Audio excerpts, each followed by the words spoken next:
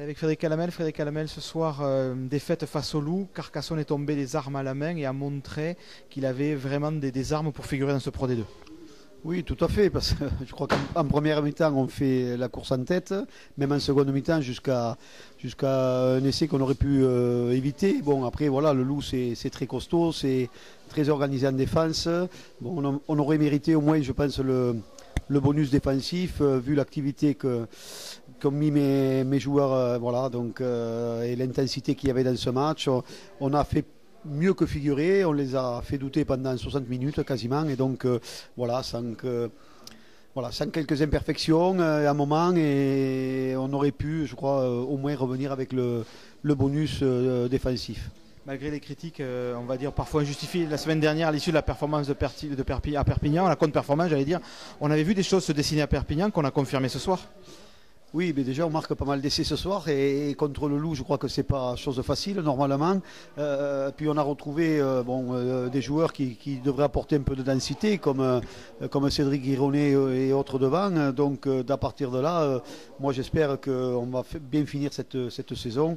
Bon, les résultats de nos poursuivants directs pour la descente sont pas mauvais ce soir pour le club. Dax a fait encore match nul chez eux, et Aix se déplace en revenant avec 0 points en déplacement. Donc voilà. Je crois que c'est de bon augure. Si on retrouve une bonne conquête, on peut espérer vraiment une bonne fin de saison. Voilà, c'est tout ce que je peux souhaiter, qu'on soit maintenu le plus rapidement possible, afin que il y ait moins de pression dans le club, que les joueurs prennent vraiment du plaisir, pour ceux qui restent et surtout ceux qui s'en vont.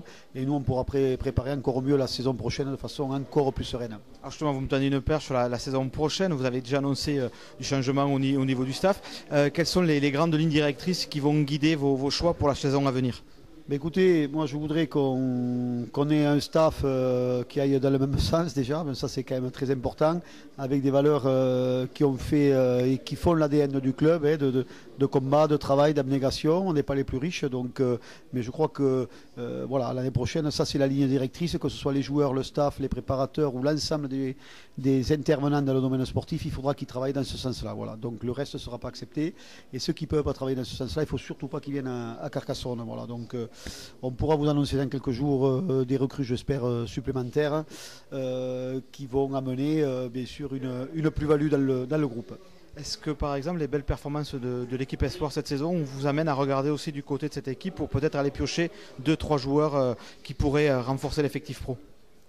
Écoutez, je vous dirais déjà, on a pris l'entraîneur qui était directeur du centre de formation. Donc je crois que les performances de l'équipe, l'entraîneur n'y est pas pour rien, Mathieu Cidre. Voilà. Donc alors après, pour aller voir les espoirs tous les week-ends quand ils jouent à domicile, il y a quand même encore un fossé. Mais ce soir, on a vu quelques espoirs instrumentés, notamment en première ligne, avec Phil Kringle et de Carvalho, encore une fois.